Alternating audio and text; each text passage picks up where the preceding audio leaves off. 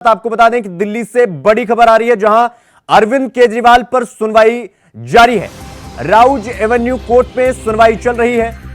तो दिल्ली से बड़ी खबर हम आपको बता रहे हैं, जहां पर अरविंद केजरीवाल पर सुनवाई जारी है। राउज एवेन्यू कोर्ट में सुनवाई चल रही है और ईडी ने 10 दिन की कस्टडी मांगी है। ईडी ने केजरीवाल की 10 दिन की रिमांड मांगी है राउज एवेन्यू कोर्ट में। और आपको बता दें कि दिल्ली से बड़ी खबर हम आपको बता रहे हैं, जहां पर कल ईडी ने दिल्ली के मुख्यमंत्री अरविंद केजरीवाल की गिरफ्तारी की थी और आज उन्हें राउज एवेन्यू कोर्ट में पेश किया गया, जहां पर सुनवाई हो रही है। और अरविंद केजरीवाल पर सुनवाई हो रही है। ईडी ने 10 दिन की कस्टडी मांगी है, तो 10 दिन की रिमांड मांगी गई है कोर्ट से। राउज एवेन्यू कोर्ट में सुनवाई चल रही है अभी भी। आपको बता दें कि पिछले 25 मिनट से राउज एवेन्यू कोर्ट में सुनवाई चल रही है। ईडी अपना पक्ष रख रही है और आम आदमी पार्टी के मुख्यमंत्री अरविंद केजरीवाल के वकील भी अपना अपना पक्ष रख रहे हैं और कुछ ही देर में सुनवाई पूरी होगी और हम आपको बताएंगे। तो राउज एवेन्यू कोर्ट में अभी भी सुनवाई चल रही है, जहां पर ईडी ने कोर्ट के सामने 10 दिन की कस्टडी की मांग की है अरविंद केजरीवाल की।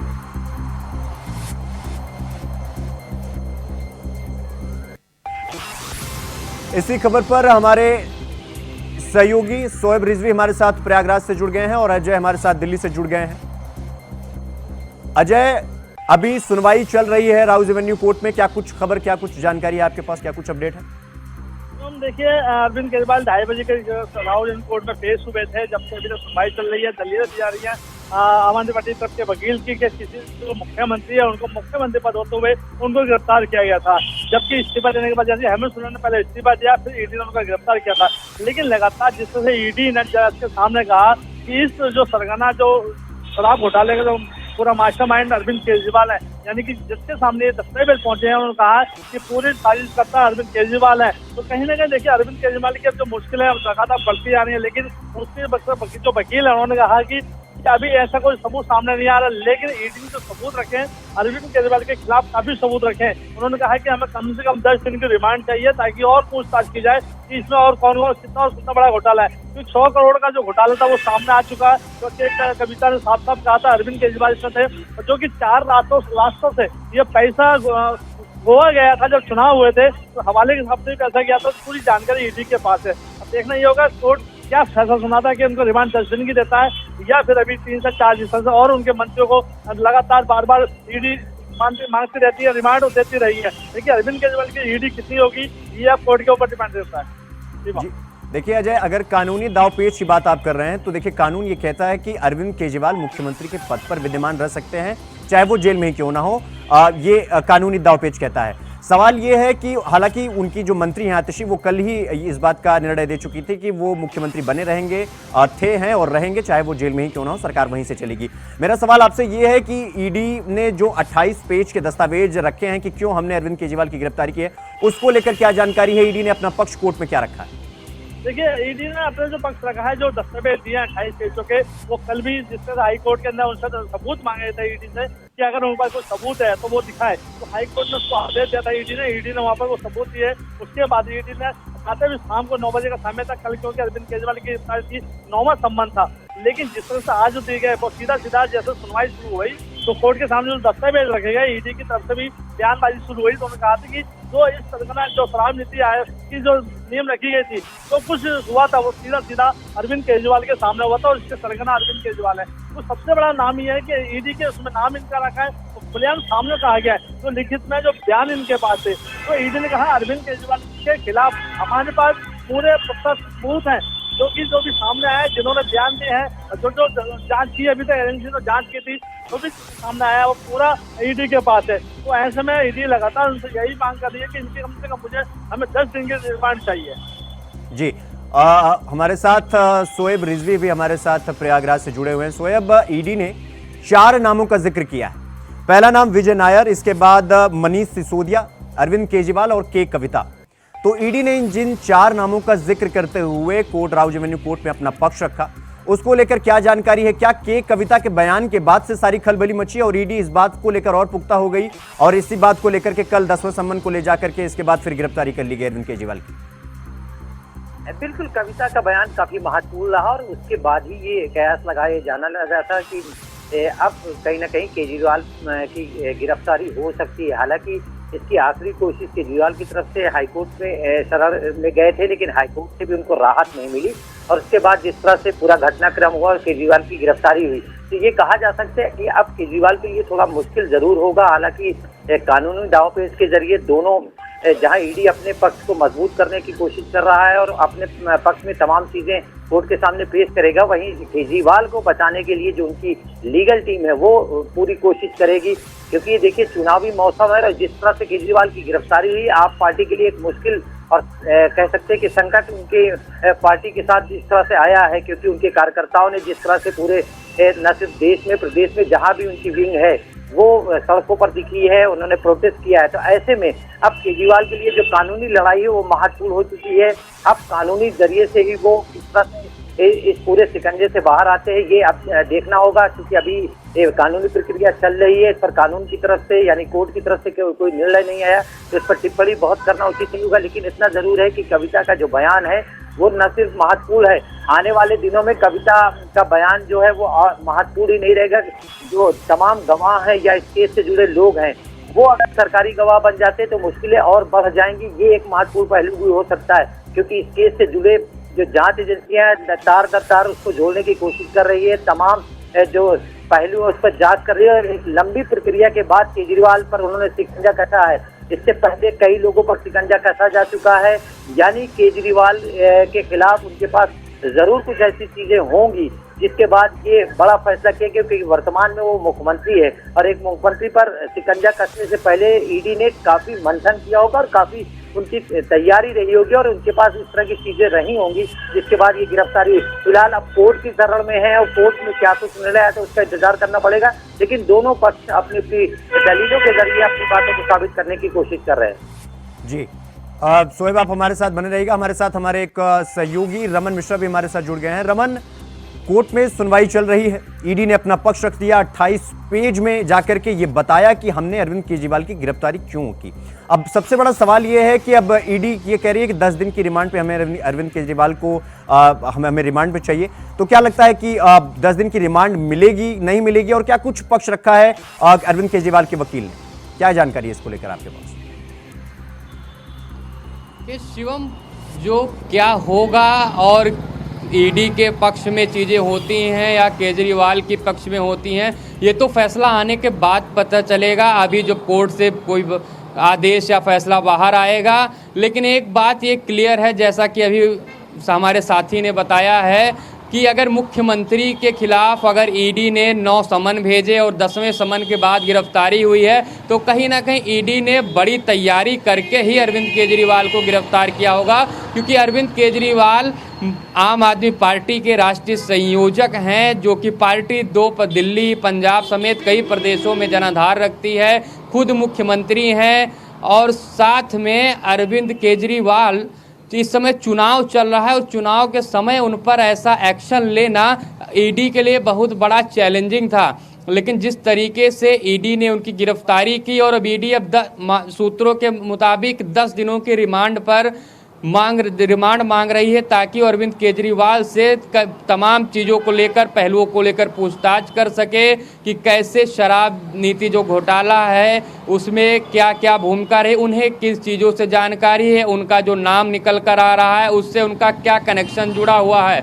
लेकिन अभी क्या कोर्ट, हालांकि आपको ये भी बता दें कि अभी हाई कोर्ट में कल गिरफ्तारी को लेकर अरविंद केजरीवाल जिस तरीके से उनको निराशा हुई थी, उसके बाद गिरफ्तारी हुई है और साथ में अरविंद केजरीवाल ने जो प्लान बना लिया है, उनकी मंत्री अतिशी ने क्लियर कर दिया है कि अरविंद केजरीवाल जेल से रह के ही दिल्ली चलाएंगे, मुख्यमंत्री बने रहेंगे। तो कहीं ना कहीं केजरीवाल का भी प्लान क्लियर है कि अगर ईडी के हिरासत में अगर कोर्ट उन्हें देती है, रिमांड पर देती है, तब भी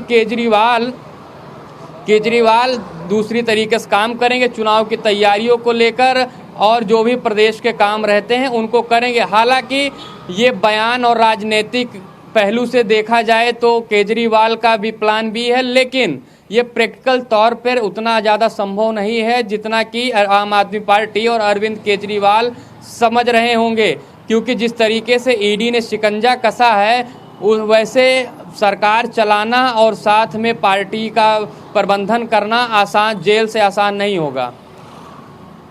जी रमन, एक सवाल ये भी है कि अगर ईडी ने कल हाई कोर्ट में जाकर के इस पक्ष को रखा कि हमारे पास पर्याप्त सबूत है जिससे कि केजरीवाल को ये जो गिरफ्तारी का डर इन्हें सता रहा था, जिसको लेकर ये हाई कोर्ट में पहुंचे हुए थे और ये कह रहे थे कि हमें गिरफ्तारी हमारी नहीं होनी चाहिए, लेकिन हाई कोर्ट ने इस बात पर चुप्पी साधी कि कहीं ना कहीं हाई कोर्ट को भी तो ये लगा होगा कि घोटाला तो कहीं ना कहीं हुआ है, सबूत पर्याप्त होंगे, इसीलिए शायद इस बात से नकार दिया हाई कोर्ट ने कि गिरफ्तारी नहीं हो सकती।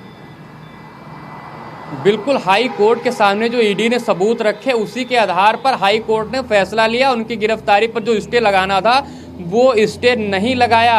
ऐसे में क्लियर है, अगर हाई कोर्ट में ये फैसला लिया गया है तो जो निचली अदालत है वहाँ भी ईडी अपने साक्ष्य देगी और रिमांड पर लगभग अरविंद केजरीवाल का रिमांड जो मिलनी तय भी एक हिसाब मान लीजिए कि तय है। ऐसे में आपको बता दें, राहत सुप्रीम कोर्ट से माना जा रहा था कि अरविंद केजरीवाल को मिल सकती है, लेकिन निचली अदालत में उनकी पेशी होने के कारण, जो उनकी आज गिरफ्तारी के बाद पेशी थी, उसके कारण से उनकी अर्जी वापस ले ली गई।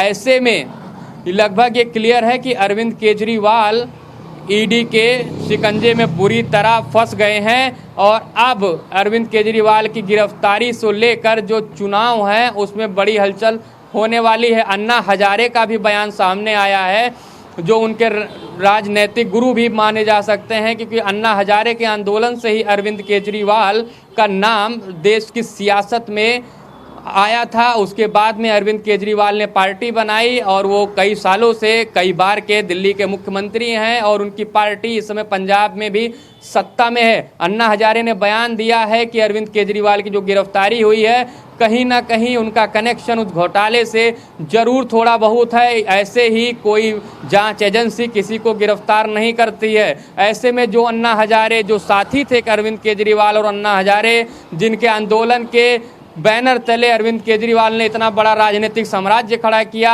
आज वो अन्ना हजारे भी कहीं ना कहीं इशारों में अरविंद केजरीवाल के खिलाफ खड़े हुए हैं।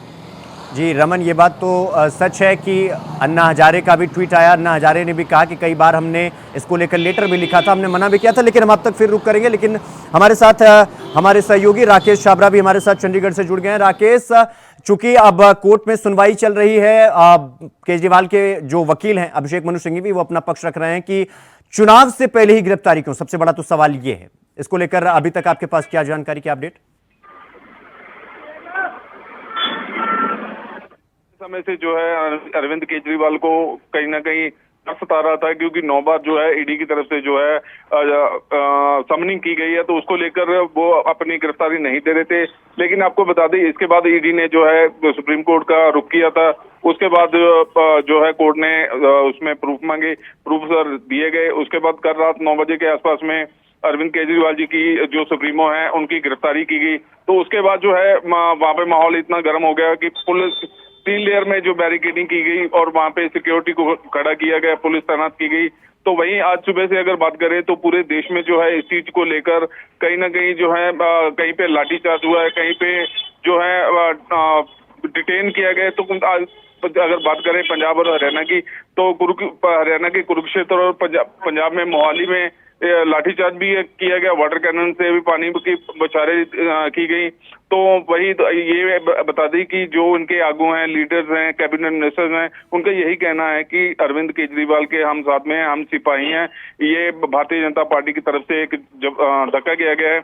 अब बाकी आने वाली तस्वीरें बताएंगे कि अभी क्या निकल के आता है। जैसे कि 2 बजे 2:30 बजे के आसपास है पंजाब सरकार भगवंत मान ने प्रेस कॉन्फ्रेंस भी की है, तो वहां पे केंद्र सरकार पे निशाने भी उन्होंने साधे हैं। तो कहीं ना कहीं देखा जा सकता है अभी कोर्ट की तरफ से क्या सामने आता है, देखना होगा। जी राकेश, अब ये बात तो सच है कि अब जांच, हालांकि वो सुनवाई तो चली रही है, अभी कुछ ही देर में पता चल जाएगा।